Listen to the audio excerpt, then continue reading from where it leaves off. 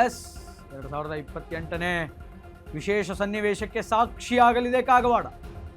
ಮಕ್ಕಳ ನಡುವಿನ ಕದನಕ್ಕೆ ಸಾಕ್ಷಿಯಾಗಲಿದೆ ಕಾಗವಾಡ ಕ್ಷೇತ್ರ. ಒಂದು ಕಡೆ ಕಾಂಗ್ರೆಸ್ಸಿನ ಲಕ್ಷ್ಮಣ್ ಸವದಿ ಪುತ್ರ ಚಿದಾನಂದ ಓಡಾಟ,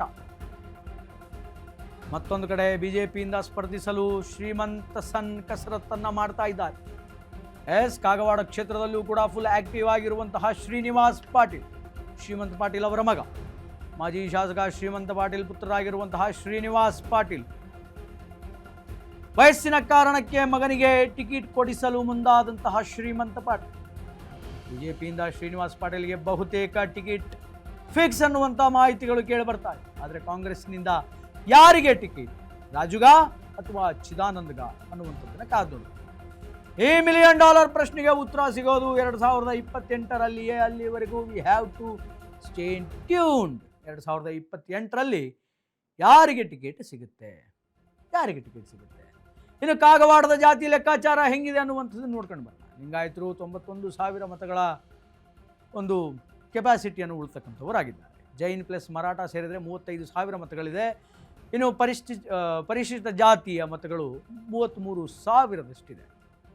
33,000ದಷ್ಟು ಜಾತಿವಾರು ಲೆಕ್ಕಾಚಾರಗಳನ್ನು ನಾವಿಲ್ಲಿ ನೋಡಬಹುದು. ಕಾಗವಾಡದ ಜಾತಿ ಲೆಕ್ಕಾಚಾರ ಒನ್ಸ್ ಅಗೇನ್, ಲಿಂಗಾಯತರು 91,000 ಜನರಿದ್ದಾರೆ. ಜೈನ್ ಪ್ಲಸ್ ಮರಾಠ 35,000 ಜನರಿದ್ದಾರೆ. ಪರಿಶಿಷ್ಟ ಜಾತಿಯ ಮತಗಳು 33,000ದಷ್ಟಿದೆ. ಏನೋ ಮುಸ್ಲಿಮ್ಸ್ ಮತಗಳು ಹತ್ರ 25,000 ಮತಗಳು ಕಾಗವಾಡ ಕ್ಷೇತ್ರದಲ್ಲಿ. ಇನ್ನು ಪರಿಶಿಷ್ಟ ಪಂಗಡದ ಮತಗಳು, ಲಿಂಗಾಯತ ಮತಗಳು ಒನ್ಸ್ ಅಗೇನ್ 91,000 ಇದೆ. ಜೈನ್ ಮತ್ತು ಮರಾಠ 35,000. ಪರಿಶಿಷ್ಟ ಜಾತಿಯ ಮತಗಳು 33,000 ಇದೆ. ಪರಿಶಿಷ್ಟ ಪಂಗಡದ ಮತ 8,000 ಇದ್ದರೆ ಕುರುಬಾ ಪ್ಲಸ್ OBC 20,000 ಮತಗಳಿದೆ. ಮುಸ್ಲಿಂ ಸಮುದಾಯದ ಮತಗಳು ಹತ್ರ 25,000 ಮತಗಳನ್ನುವಂಥದ್ದಿದೆ. ಹೀಗೆ ಜಾತಿವಾರು ಲೆಕ್ಕಾಚಾರವನ್ನು ನೋಡ್ತಾ ಹೋದಾಗಲೂ ಕೂಡ ಕಾಂಗ್ರೆಸ್ಗೆ ಈ ಬಾರಿ ಸಿಕ್ಕಾಪಟ್ಟೆ ಪ್ಲಸ್ ಪಾಯಿಂಟ್ ಆಗಿದೆ. ಆದ್ದರಿಂದ ರಾಜು ಕಾಗೆ ಅವರು ಗೆಲುವನ್ನು ಸಾಧಿಸಿದ್ದಾರೆ. ಇನ್ನು ಈ ಕಡೆ ಭಾರತೀಯ ಜನತಾ ಪಾರ್ಟಿ ಅಭ್ಯರ್ಥಿ ಯಾರು ಅಂತ ನೋಡೋಕೆ ಹೋದರೆ ಶ್ರೀಮಂತ್ ಪಾಟೀಲ್ ರವರ ಮಗ ಆಗಿರುವಂತಹ ಶ್ರೀನಿವಾಸ್ ಪಾಟೀಲ್ ಈ ಬಾರಿ ಟಿಕೆಟನ್ನು ಪಡೆದುಕೊಳ್ತಾರೆ ಅನ್ನುವಂತಹ ಒಂದಿಷ್ಟು ವಿಚಾರಗಳು ಕೇಳಿ ಬರ್ತಾ ಇದೆ. ಎಸ್, ಸಂಬಂಧಪಟ್ಟಂತೆ ಮತ್ತೊಂದು ಬ್ರೇಕಿಂಗ್ ಇದೆ. ಮಹಾರಾಷ್ಟ್ರದ ಗಡಿಯಲ್ಲಿದೆ ಕಾಗವಾಡ ವಿಧಾನಸಭಾ ಕ್ಷೇತ್ರ. ರಾಜಕೀಯ ಮೀಸಲಲ್ಲಿ ಕಾಗವಾಡದದ್ದು ಸಾಮಾನ್ಯ ಕ್ಷೇತ್ರವಾಗಿದೆ. ಕಾಗವಾಡದಲ್ಲಿ ಹೆಚ್ಚಿನ ಸಂಖ್ಯೆಯಲ್ಲಿ ಲಿಂಗಾಯತರೇ ಜಾಸ್ತಿ ಇದ್ದಾರೆ, ಹೆಚ್ಚಿನ ಸಂಖ್ಯೆಯಲ್ಲಿ. ಹೀಗಾಗಿ ಲಿಂಗಾಯತರೇ ಟಿಕೆಟ್ ಕೊಡದೆ ಬಿಜೆಪಿಗೆ, ಕಾಂಗ್ರೆಸ್ಗೆ ಯಾರಿಗೆ ಕೊಡ್ತಾರೆ ನೋಡಬೇಕು. ಇಲ್ಲಿ SC, ST, ಜೈನ್, ಮರಾಠ ಮತಗಳು ಕೂಡ ನಿರ್ಣಾಯಕವಾಗಿದೆ. ಅಷ್ಟೇ ನಿರ್ಣಾಯಕ ಮತಗಳು ಕೂಡ ಇದೆ. ಮಹಾರಾಷ್ಟ್ರ ಗಡಿಯಲ್ಲಿದೆ ಕಾಗವಾಡ ವಿಧಾನಸಭಾ ಕ್ಷೇತ್ರ. ಲಿಂಗಾಯತರ ಮತಗಳೇ ಇಲ್ಲಿ ಬಹು ಹೆಚ್ಚಿನ ಮತಗಳು. ಅತ್ಯಂತ ಸಾಮಾನ್ಯ ವಿಧಾನಸಭಾ ಕ್ಷೇತ್ರ ಕೂಡ ಹೌದು. ಹೆಚ್ಚಿನ ಸಂಖ್ಯೆಯಲ್ಲಿ ಲಿಂಗಾಯತರೇ ಇಲ್ಲಿ ಜಾಸ್ತಿ ಇದ್ದಾರೆ, ಲಿಂಗಾಯತರ ಮತಗಳೇ ಜಾಸ್ತಿ ಇದೆ. ಹೀಗಾಗಿ ಟಿಕೆಟ್ ಯಾರಿಗೆ ಸಿಗುತ್ತೆ, ಬಿಜೆಪಿಗೆ ಸಿಗುತ್ತಾ, ಬಿಜೆಪಿ ಅಭ್ಯರ್ಥಿಗೆ ಸಿಗುತ್ತಾ ಅಥವಾ ಕಾಂಗ್ರೆಸ್ ಅಭ್ಯರ್ಥಿಗೆ ಸಿಗುತ್ತಾ ಅನ್ನುವಂಥದ್ದನ್ನು ಇಲ್ಲಿಯ ಲಿಂಗಾಯತರು ಒಂದು ಸ್ವಲ್ಪ ತೀರ್ಮಾನ ಮಾಡುವಂತಹ ಲೆಕ್ಕಾಚಾರ ನೋಡ್ಕೋಬಹುದು. ಅದರ ಜೊತೆಗೆ ಇಲ್ಲಿ SC ಮತ್ತು ST ಮತಗಳಾಗಿರ್ಬೋದು, ಜೈನರ ಮತ ಆಗಿರ್ಬೋದು ಅಥವಾ ಮರಾಠಿಯರ ಮತ ಆಗಿರ್ಬೋದು, ಅವು ಕೂಡ ನಿರ್ಣಾಯಕ ಮತಗಳೇ. ಯಾಕೆಂತಂದರೆ ವೋಟ್ಸ್ಗಳನ್ನು ಬ್ಯಾಲೆನ್ಸ್ ಮಾಡೋದಕ್ಕೆ, ವೋಟ್ಸ್ಗಳನ್ನು ಒಂದು ಸ್ವಲ್ಪ ಲೀಡ್ ತೆಗೆದುಕೊಳ್ಳೋದಕ್ಕೆ, ಮುಂಚೂಣಿಯಲ್ಲಿರೋದಕ್ಕೆ. ಸೊ ಇದಕ್ಕೆ ಸಂಬಂಧಪಟ್ಟಂತೆ ಮಾಹಿತಿಯನ್ನು ಕೊಡೋದಕ್ಕೆ ಪ್ರಶಾಂತ್ ಅವರಿದ್ದಾರೆ. ಪ್ರಶಾಂತ್ ಅವ್ರ ಜೊತೆ ನಾನು ಮಾತಾಡ್ತಾ ಹೋಗ್ತೀನಿ. ಪ್ರಶಾಂತ್,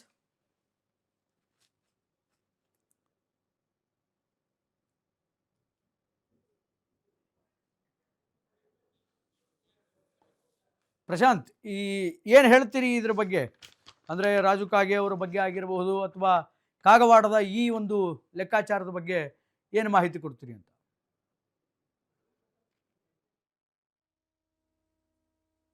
ಹೇಗಾದ್ರೂ ಮಾಡಿ 2028ರ ಚುನಾವಣೆಯಲ್ಲಿ ಏನು ಬಿಜೆಪಿ ಪಾಲ್ ಮಾಡೋದಕ್ಕೆ ಕಾಗವಾಡ ಮತಕ್ಷೇತ್ರದಲ್ಲಿ ಬಿಜೆಪಿ ನಾಯಕರು ಸೈಲೆಂಟ್ ಆಗಿ ಇಲ್ಲಿ ರಣತಂತ್ರವನ್ನ ರೂಪಿಸ್ತಾ ಇರುವಂತದ್ದು. ಈಗಾಗಲೇ ಕಾಗವಾಡ ವಿಧಾನಸಭಾ ಮತಕ್ಷೇತ್ರದಿಂದ ಶಾಸಕ ರಾಜು ಕಾಗೆ ಅವರು ಆಯ್ಕೆಯನ್ನು ಸಹ ಆಗಿರುವಂತದ್ದು. 2018ರಲ್ಲಿ ಕಾಗವಾಡ ಮತಕ್ಷೇತ್ರದಿಂದ ಕಾಂಗ್ರೆಸ್ ಪಕ್ಷದಿಂದ ಶ್ರೀಮಂತ್ ಪಾಟೀಲ್ ಅವರು ಸ್ಪರ್ಧೆಯನ್ನ ಮಾಡಿದ್ರು. ಈ ಒಂದು ಸಂದರ್ಭದಲ್ಲಿ ಆಪರೇಷನ್ ಕಮಲಕ್ಕೆ ಒಳಗಾಗಿರುವಂತಹ ಶ್ರೀಮಂತ್ ಪಾಟೀಲ್ ಅವರು ಬಿಜೆಪಿಗೆ ಒಳಗಾಗ್ತಾರೆ. ಆ ಒಂದು ಸಂದರ್ಭದಲ್ಲಿ ಬಿಜೆಪಿಯಿಂದ ಸ್ಪರ್ಧಿಸಿರುವಂತಹ ಶಾಸಕ ರಾಜು ಕಾಗೆ ಅವರು ಕಾಂಗ್ರೆಸ್ಗೆ ಸ್ಪರ್ಧೆಯನ್ನು ಮಾಡ್ತಾರೆ.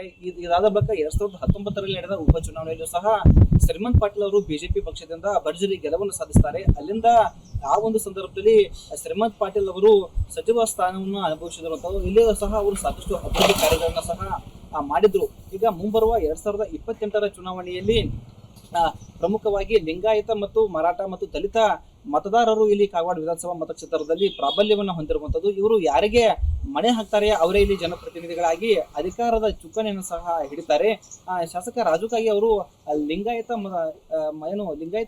ಅವರದಿಂದ ಒಂದು ಪ್ರಬಲ ನಾಯಕರಾಗಿರುವಂತದ್ದು, ಮರಾಠ ಸಮುದಾಯದಿಂದ ಶ್ರೀಮಂತ್ ಪಾಟೀಲ್ ಅವರು ಪ್ರಬಲ ನಾಯಕರಾಗಿರುವಂತದ್ದು. ಇವರಿಬ್ಬರ ನಡುವೆ 2028ರಲ್ಲಿ ತೀವ್ರ ಹಣಾಹಣಿ ಪೈಪೋಟಿ ಎಲೆಕ್ಷನ್ ನಡೀತಾ ಇದೆ ಅಂತಾನೆ ಹೇಳ್ಬೋದು. ಇದರ ನಡುವೆ ಇದೀಗ ಕಾಗವಾಡ ಮತಕ್ಷೇತ್ರದಲ್ಲಿ ಮತ್ತೊಂದು ಬಹಳಷ್ಟು ಚರ್ಚೆಗೆ ಕಾರಣವಾಗಿರುವಂತದ್ದು, ಕಾಗವಾಡ ವಿಧಾನಸಭಾ ಮತಕ್ಷೇತ್ರದಿಂದ ಅಥಣಿ ಶಾಸಕ ಲಕ್ಷ್ಮಣ್ ಸವದಿ ಅವರ ಪುತ್ರ ಚಿದಾನಂದ ಸವದಿ ಅವರು ಸ್ಪರ್ಧೆ ಮಾಡ್ತಾರೆ ಅಂತ ಹೇಳಿ ಚರ್ಚೆಗಳು ಸಹ ಶುರುವಾಗಿರುವಂತದ್ದು. ಇದಕ್ಕೆ ಸಂಬಂಧಿಸಿದಂತೆ ಚಿದಾನಂದ ಸವದಿ ಅವರು ಕಾಗವಾಡ ವಿಧಾನಸಭಾ ಮತಕ್ಷೇತ್ರದಲ್ಲಿ ಫುಲ್ ಆಕ್ಟಿವ್ ಸಹ ಆಗಿರುವಂತದ್ದು.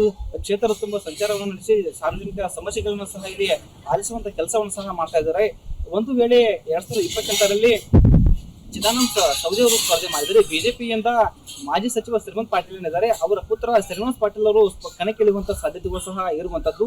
ಇಲ್ಲಿ ಸಾಧಕ ಬಾಧಕಗಳನ್ನ ನೋಡ್ತಾ ಹೋದ್ರೆ ಪ್ರಮುಖವಾಗಿ ಇಲ್ಲಿ ಬಸವೇಶ್ವರ ಏತ ನೀರಾವರಿ ಏನು ಯೋಜನೆ ಇದೆ, ಈ ಯೋಜನೆಯನ್ನ ಯಾರು ಪೂರ್ಣಗೊಳಿಸ್ತಾರೆ ಅವ್ರಿಗೂ ಸಹ ಒಂದು ಸ್ವಲ್ಪ ಇಲ್ಲಿ ಪ್ಲಸ್ ಪಾಯಿಂಟ್ ಆಗುತ್ತೆ ಅಂತ ಹೇಳ್ಬೋದು.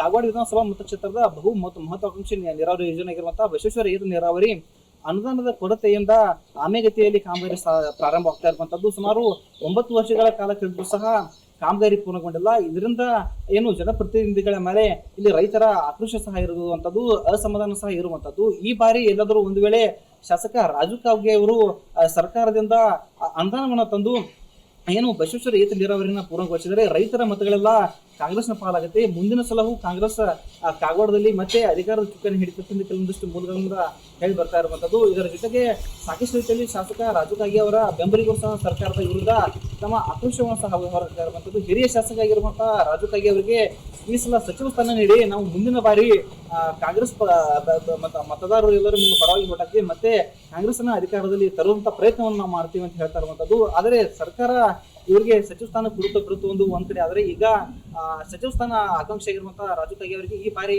ಈ ಹಿಂದೆ ವಾಯುವ್ಯ ನಿಗಮ ಮಂಡಳಿ ಅಧ್ಯಕ್ಷರ ಸ್ಥಾನವನ್ನು ಕೊಟ್ಟು ಮೂಗಿಗೆ ತುಪ್ಪ ಸುರಿಸುವಂತ ಕೆಲಸವನ್ನ ಮಾಡಿದೆ ಅಂತೇಳಿ ಕಾಂಗ್ರೆಸ್ ಕಾರ್ಯಕರ್ತರು ತಮ್ಮ ಸರ್ಕಾರದ ವಿರುದ್ಧ ತಮ್ಮ ಆಕ್ರೋಶವನ್ನು ಸಹ ಹೊರಡ್ತಾ ಇರುವಂತದ್ದು. ಮುಂಬರುವ ದಿನಗಳಲ್ಲಿ ಕೆಲವೇ ದಿನಗಳಲ್ಲಿ ಡಿ ಕೆ ಶಿವಕುಮಾರ್ ಅವರ ಸಚಿವ ಸಂಪುಟ ವಿಸ್ತರಣೆಯಲ್ಲಿ ರಾಜು ಕಾಗೆ ಅವರಿಗೆ ಒಂದು ವೇಳೆ ಸಚಿವ ಸ್ಥಾನ ಕೊಟ್ಟರೆ ಮುಂದಿನ ದಿನಮಾನಗಳಿಗೂ ಸಹ ಅಂದ್ರೆ 2028ರಲ್ಲಿ ಏನು ಚುನಾವಣೆ ಬರುತ್ತೆ ಆ ಒಂದು ಚುನಾವಣೆಯಲ್ಲಿ ರಾಜು ಕಾಗೆ ಅವರನ್ನ ಮತ್ತಷ್ಟು ಬಹುಮತಗಳಿಂದ ಅಂತರಿಸ್ತಾ ಇದ್ದಾರೆ. ಕಾಗವಾಡ ಮತಕ್ಷೇತ್ರದಲ್ಲಿ ಅಭಿವೃದ್ಧಿ ಕಾರ್ಯಗಳನ್ನ ಮಾಡೋದಕ್ಕೆ ಅನುಕೂಲವಾಗುತ್ತಿದ್ದಲ್ಲಿ ಮಾಡಬೇಕು ಒಂದ್ ಕಡೆ. ಇದೊಂದ್ ಕಡೆ ಆದರೆ ಏನು ಮುಂಬರುವ ದಿನಗಳಲ್ಲಿ ಬಿಜೆಪಿ ಮತ್ತು ಕಾಂಗ್ರೆಸ್ ನಡುವೆ ತೀವ್ರವಾದ ಪೈಪೋಟಿ ಸಹ ಇಲ್ಲಿ ನಡೆದಿದೆ ಅಂತಾನೆ ಹೇಳ್ಬೋದು.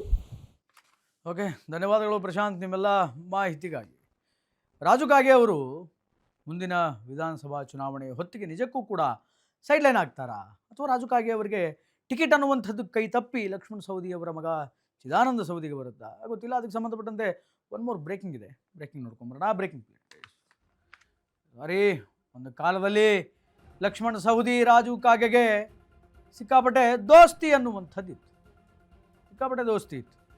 ಒಂದಾನೊಂದು ಕಾಲದಲ್ಲಿ ಇಬ್ಬರೂ ಕೂಡ ಬಹಳ ಆತ್ಮೀಯರಾಗಿದ್ದರು. ಜೋಡೆತ್ತು ಮಧ್ಯೆ ಜಗಳ ತಂದಿಟ್ಟಂತಹ DCC ಬ್ಯಾಂಕ್ ಎಲೆಕ್ಷನ್, DCCಯ ಒಂದು ಬ್ಯಾಂಕ್ ಎಲೆಕ್ಷನ್ ಇವರಿಬ್ಬರ ಮಧ್ಯೆ ಜಗಳವನ್ನು ಬಿರುಕನ್ನು ಉಂಟು ಮಾಡಿ ರಾಜು ಕಾಗೆ ಬಿಟ್ಟರೆ ಕಾಗವಾಡದಲ್ಲಿ ಸವದಿಗೆ ಫುಲ್ ಹಿಡಿತಾ ಇತ್ತು. ಈಗಿನ ಹಾಲಿ ಶಾಸಕರಾಗಿರುವಂತಹ ರಾಜು ಕಾಗೆ ಅವರನ್ನ ಹೊರತುಪಡಿಸಿದರೆ ಇವರಿಗೆ ಸವದಿ ಅವರಿಗೆ ಒಳ್ಳೆ ಗ್ರಿಪ್ ಇತ್ತು. ಸತೀಶ್ ಜಾರಕಿಹೊಳಿ ಜೊತೆ ರಾಜು ಕಾಗೆ ಹೊಂದಾಣಿಕೆಯನ್ನು ಮಾಡಿಕೊಂಡಿತ್ತು. ಆಗಲೇ ಹೇಳಿದೆ, ಸಿದ್ದರಾಮಯ್ಯನವರಿಗೆ ವೆರಿ ಸಪೋರ್ಟಿವ್ ಆಗಿರುವಂತಹ ನಾಯಕರು ರಾಜು ಕಾಗೆ ಅವರು. ಆಬ್ವಿಯಸ್ಲಿ ಜಾರಕಿಹೊಳಿ ಅವರ ಜೊತೆಗೂ ಕೂಡ ಒಳ್ಳೆ ದೋಸ್ತಿ ಅನ್ನುವಂಥದ್ದು ಇತ್ತು. ಸೊ ಆ ಕಾರಣಕ್ಕೆ ಈಗ ಲಕ್ಷ್ಮಣ ಸವದಿ ಅವರು ಕೆರಳಿದ್ದಾರೆ. ರಾಜು ಕಾಗೆಗೆ ಚಮಕ್ ಕೊಡಲು ಈಗ ಲಕ್ಷ್ಮಣ್ ಸವದಿ ತಯಾರಿಯನ್ನು ಮಾಡ್ಕೊಂಡಿದ್ದಾರೆ.